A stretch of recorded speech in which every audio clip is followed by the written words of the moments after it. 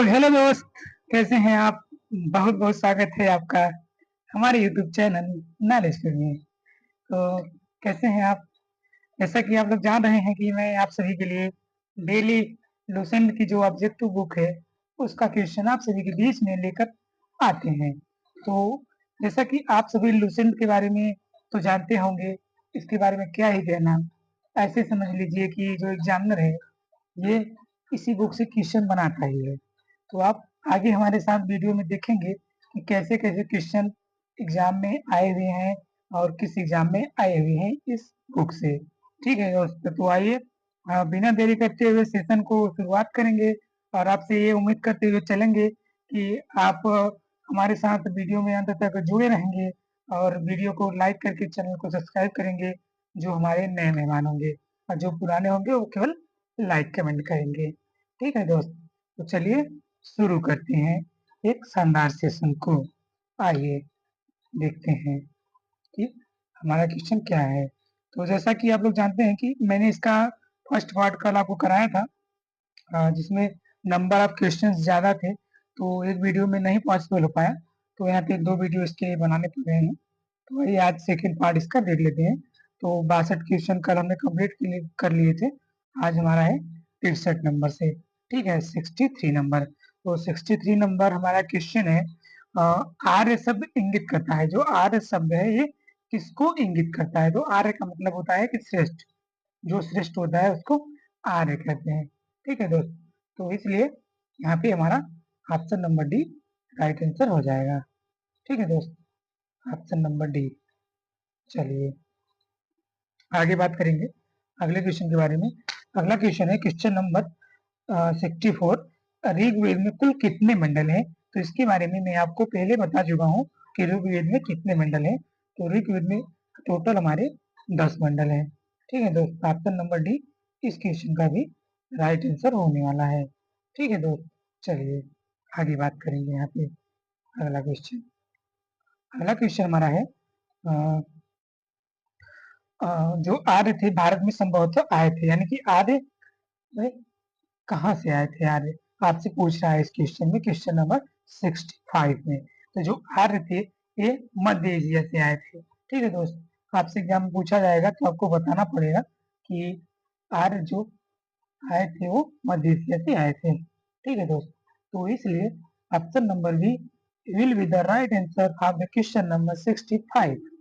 चलिए आगे बात करते हैं यहाँ पे अगले क्वेश्चन के बारे में। अगला क्वेश्चन हमारा है 66 नंबर। कौन सा वेद असंत गद्य रूप में भी रचित है? तो जो कौन सा वेद है आपसे पूछ रहा है कि जो असंत गद्य रूप में भी आपका रचित है? तो इसका राइट आंसर हो जाएगा आपका यजुर्वेद। ये आपका गद्य रूप में भी रचित हुआ है। ठीक है दोस्त, तो ऑप्शन बी इस क्वेश्चन का राइट आंसर हो जाएगा। चलिए आगे बात करेंगे यहाँ पे। अगला क्वेश्चन है क्वेश्चन नंबर 67। एक शानदार क्वेश्चन है कि सभा और समिति प्रजापति की दो पुत्रियां थी, इसका उल्लेख किस वेद में मिलता है? Question number 67। तो इसका उल्लेख मिलता है क्या कहते हैं इनको, अथर्ववेद में मिलता है इसका उल्लेख। ठीक है दोस्त, अथर्ववेद में इसका उल्लेख मिलता है। तो ऑप्शन नंबर डी इस क्वेश्चन का राइट आंसर हो जाएगा दोस्त। ठीक है दोस्त, चलिए आगे बात करेंगे यहाँ पे। अगला क्वेश्चन हमारा है ऋग्वैदिक युग की प्राचीनतम संस्था कौन सी थी? तो जो हमारे ऋग्वैदिक काल में जो सबसे पुरानी यानी कि प्राचीनतम संस्था थी वो कौन सी थी? तो वो सबसे प्राचीनतम संस्था थी विदत। तो ऑप्शन नंबर सी इस क्वेश्चन का राइट आंसर हो जाएगा दोस्त। ठीक है, ऑप्शन नंबर सी।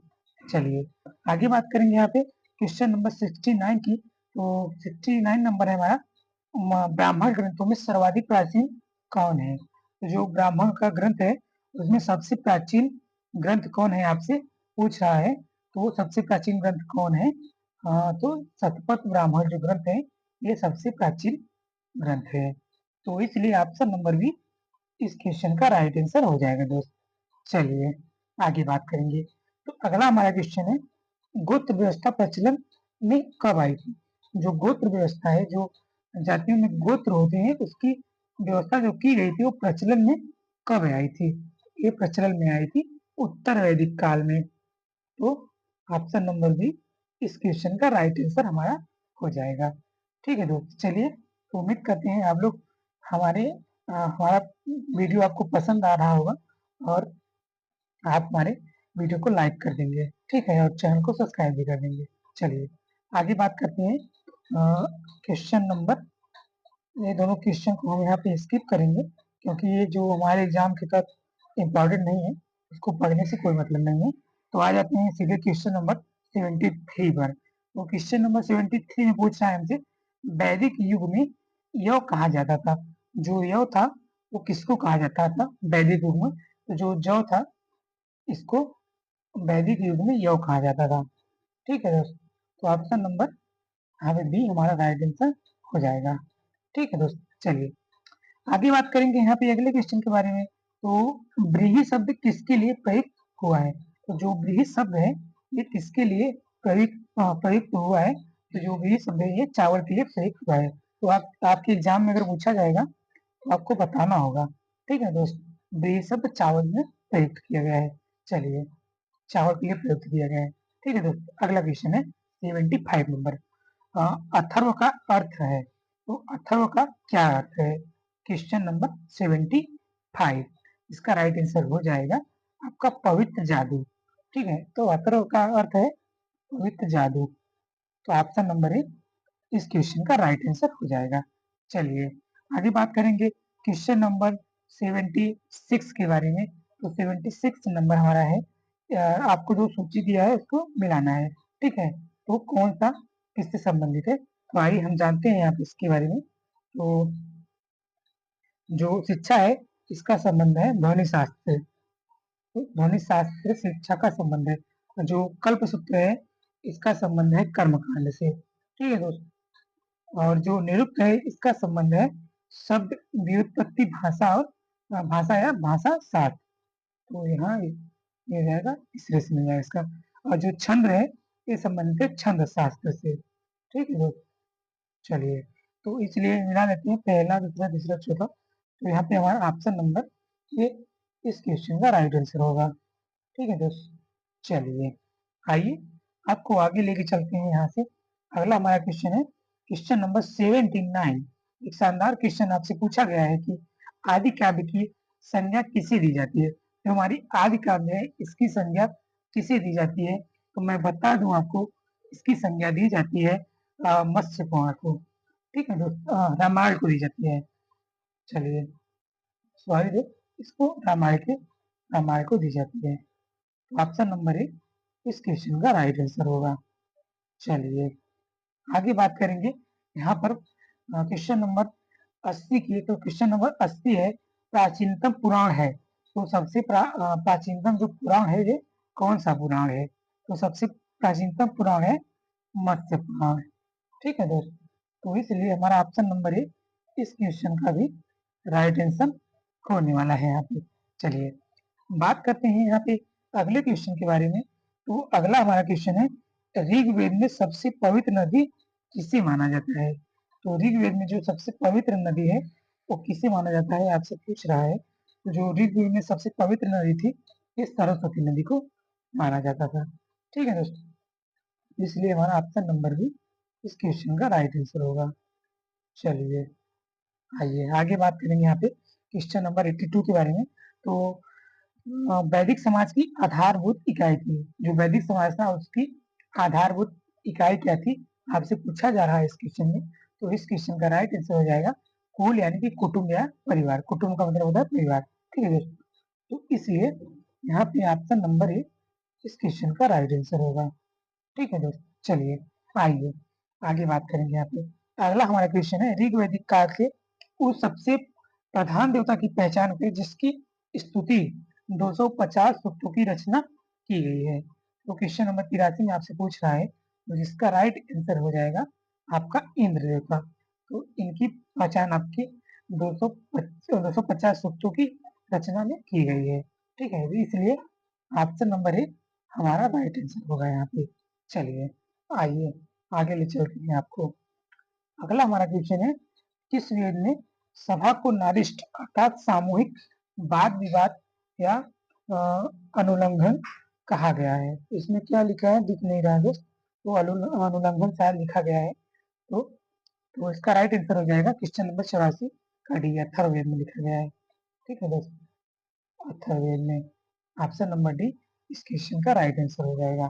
चलिए आगे आते हैं।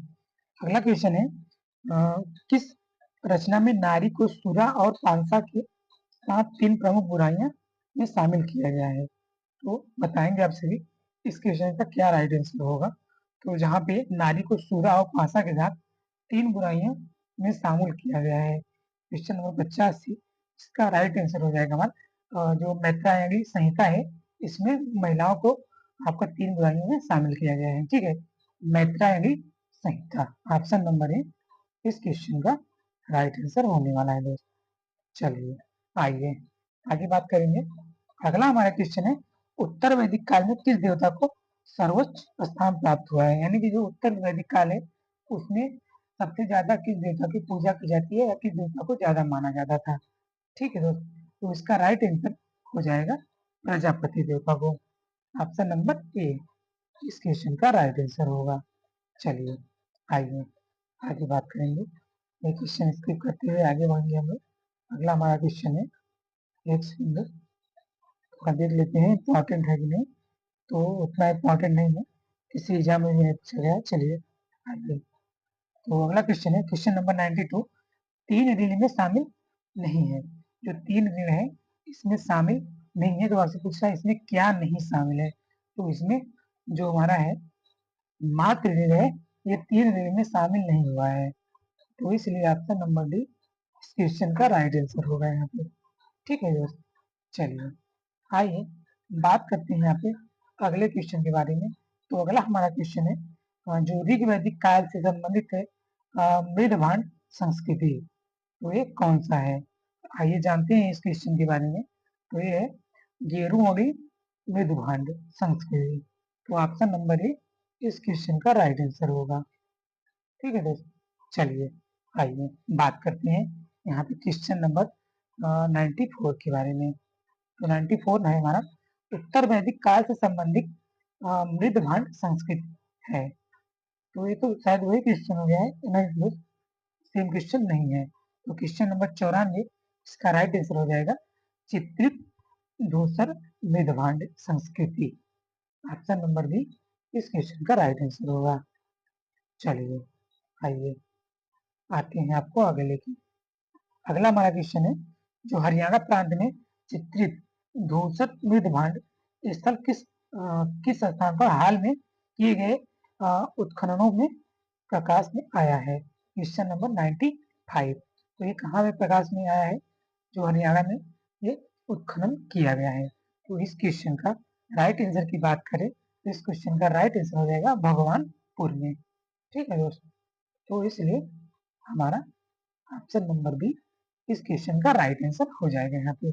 चलिए दोस्त आइए आगे आ जाते हैं यहाँ पे। तो अगला हमारा क्वेश्चन है क्वेश्चन नंबर 96 प्राचीनतम विवाह संस्कार का वर्णन करने वाला विवाह सूक्त किसमें पाया जाता है? जो प्राचीनतम विवाह था संस्कार इसमें जो वर्णन किया गया है ये किस विवाह सूक्त में पाया गया है? बात करेंगे यहाँ पे क्वेश्चन नंबर 96 की, तो इसके राइट आंसर के बारे में। तो इसका राइट आंसर हो जाएगा हमारा ऑप्शन नंबर ए ऋग्वेद में। ठीक है दोस्त, आपका ये ऋग्वेद राइट आंसर हो जाएगा इस क्वेश्चन का। चलिए आते हैं यहाँ पे अगले क्वेश्चन पे। तो अगला क्वेश्चन हमारा है ऋग्वेद में अधन्य यानी कि वह योग्य नहीं है शब्द का प्रयोग इसके लिए किया गया है। आप बात कर रहे हैं 97 नंबर क्वेश्चन की। तो 97 नंबर क्वेश्चन जहाँ पे इसका राइट आंसर हो जाएगा गाय को। ठीक है दोस्तों, तो जो गाय है इसको आपको वध करने के लिए नहीं कहा गया है आपका। ठीक है, तो गाय को अघन्य भी कहते हैं, इसको भी आप लोग याद रखेंगे। तो इसलिए ऑप्शन नंबर बी इस क्वेश्चन को राइट आंसर हो जाएगा। चलिए आ जाते हैं हम अपने अगले क्वेश्चन पे। तो अगला क्वेश्चन हमारा है क्वेश्चन नंबर 102। तो सोच रहा हूँ कि 102 नंबर स्किप करता हूँ, इम्पोर्टेंट नहीं है उतना। चलिए स्किप कर देते हैं, आते हैं अगले क्वेश्चन पे। तो अगला क्वेश्चन है, मनुस्मृति मुख्यतः से संबंधित है। जो मनुस्मृति है यह मुख्यतः किससे संबंधित है? आपसे पूछा जा रहा है क्वेश्चन नंबर 103 में। इसका राइट आंसर हो जाएगा आपका समाज व्यवस्था से इसका संबंध है। क्वेश्चन नंबर आपका 103, इसका राइट आंसर हो जाएगा ऑप्शन नंबर 1। ठीक है दोस्त, चलिए आइए बात करते हैं अगले क्वेश्चन में, जो कि यूपीपीसीएस में पूछा गया है। क्वेश्चन नंबर 104, गायत्री मंत्र की रचना किसने की थी? तो जो गायत्री मंत्र की रचना की है ये किसने की है, आपसे पूछा जा रहा है इस क्वेश्चन में। तो गायत्री मंत्र की रचना किया था विश्वामित्र ने। ठीक है दोस्त, तो विश्वामित्र ऑप्शन नंबर बी इस क्वेश्चन का राइट आंसर होगा। तो आपको कमेंट में बताना है जो गायत्री मंत्र है इस एक किस वेद में लिखा गया है। तो आप लोग जरूर कमेंट में बताएंगे हमको। चलिए, क्योंकि मैं इसके बारे में आपको पहले बता चुका हूँ। चलिए बात करेंगे यहाँ पे अगला क्वेश्चन, अवेस्ता और ऋग्वेद में समानता है। अवेस्ता किस क्षेत्र से संबंधित है? तो जो अवेस्ता है ये किस क्षेत्र से संबंधित है? क्वेश्चन नंबर 105 की बात चल रही है यहाँ पे, तो जिसका राइट आंसर हो जाएगा ऑप्शन नंबर बी, ये ईरान से संबंधित है जो अवेस्ता है। आपका यूपीएससी में ये क्वेश्चन में पूछा गया है। ठीक है दोस्त, चलिए आइए आ जाते हैं अगले क्वेश्चन पे। क्वेश्चन नंबर 106, तो निम्न में से कौन सी एक ऋग्वैदिक आर्यों की लाक्षणिक विशेषता नहीं है? आपसे पूछ रहा है कि कौन सी लाक्षणिक की विशेषता नहीं है जो ऋग्वैदिक के आर्य थे। ठीक है, उनकी लाक्षणिक विशेषता इनमें से क्या नहीं है? तो आपको सामने 4 ऑप्शन है, इसमें आपको बताना है इसमें से क्या नहीं है। 3 है, एक नहीं है। ठीक है दोस्त, क्वेश्चन नंबर 106 की बात चल रही है यहाँ पे, तो इसका हो जाएगा, आइए पढ़ के बताते हैं आपको। तो वे अश्व रथों और काश के उपयोग से परिचित थे। तो परिचित थे कि नहीं? हाँ, ये परिचित थे, ये एकदम सही बात है। वे लोहों के उपयोग से परिचित थे। तो क्या वे लोहों के उपयोग से परिचित थे? तो वे लोहों के उपयोग से परिचित नहीं थे, यानी कि लोहे का उपयोग नहीं करते थे। चलिए, तो ऑप्शन नंबर बी इस क्वेश्चन का राइट आंसर हो जाएगा। वे वे गौ से परिचित थे जो संपत्ति का सर्वाधिक महत्वपूर्ण रूप थे, तो ये उससे भी परिचित थे। ठीक है, देखिए वे ताम्र और आधुनिक हल पाल के उपयोग से परिचित थे, तो इससे भी परिचित थे। तो ऑप्शन नंबर बी इस क्वेश्चन का राइट आंसर हो जाएगा। ठीक है दोस्त, चलिए ऑप्शन नंबर डी आपसे पूछ रहा है नहीं है। चलिए आइए आगे ले चलते हैं आपको क्वेश्चन नंबर 107 पे। क्वेश्चन नंबर 107 है, ऋग्वेद ऋग्वेद में निम्नलिखित किन नदियों का उल्लेख अफगानिस्तान के साथ आर्यों का संबंध सूचक है? तो अफगानिस्तान के जो आर्यों के संबंध सूचक है वो ऋग्वेद में कौन सी नदी है, आपसे पूछा जा रहा है। क्वेश्चन नंबर 7, जिसका राइट आंसर हो जाएगा कुंभा, यानी कि क्रमु, कुंभा और क्रमु नदी। ठीक है दोस्त, तो ऑप्शन नंबर बी इस क्वेश्चन का राइट आंसर होगा हमारा, कुंभा या क्रमु नदी। ठीक है दोस्त, पूछा गया है क्वेश्चन। चलिए आते हैं यहाँ पे अगले क्वेश्चन पे। अगला क्वेश्चन हमारा है क्वेश्चन नंबर 109, आर्य के आर्कटिक होम सिद्धांत का पक्ष किसने लिया था? तो आर्य को जो आर्कटिक होम था इसके सिद्धांत का पक्ष किसने लिया था? वो ये लिया था, इसको बोलते हैं क्या, बीजे तिलक। ठीक है, बीजे तिलक ने आर्य के आर्कटिक होम सिद्धांत का पक्ष लिया था। ऑप्शन नंबर आपका सी इस क्वेश्चन का राइट आंसर हो जाएगा दोस्त। चलिए, सी इसका राइट आंसर हो जाएगा। चलिए, तो शायद आज के क्वेश्चन सभी समाप्त होते हैं। तो आप सभी को बहुत बहुत धन्यवाद जो भाई अभी तक हमारे साथ वीडियो में जुड़े हैं। तो आप सभी ऐसे ही हमारे वीडियो में डेली जुड़ के आप एक अच्छी बेहतरीन ढंग से तैयारी कर सकते हैं। तो आप सभी से रिक्वेस्ट है कि अगर आपने यहाँ तक वीडियो देखा है तो वीडियो को लाइक कर लीजिएगा और कमेंट में हमको जरूर बताएंगे कि वीडियो कैसी लगी है। अगर आपको वीडियो अच्छी नहीं लगी है, कुछ कमी समझ में आ रही है, तो भी आप कमेंट कर सकते हैं। ठीक है दोस्त, चलिए, और इसके अलावा में अगर आपको कोई जानकारी हमसे चाहिए तो आप हमें कमेंट में पूछ सकते हैं। चलिए, तो मिलते हैं अगली वीडियो में, तब तक आप सभी अपना ख्याल रखिए और अपनी मस्ती से पढ़ाई करते रहिए। तो आप सभी को जय हिंद, वंदे मातरम।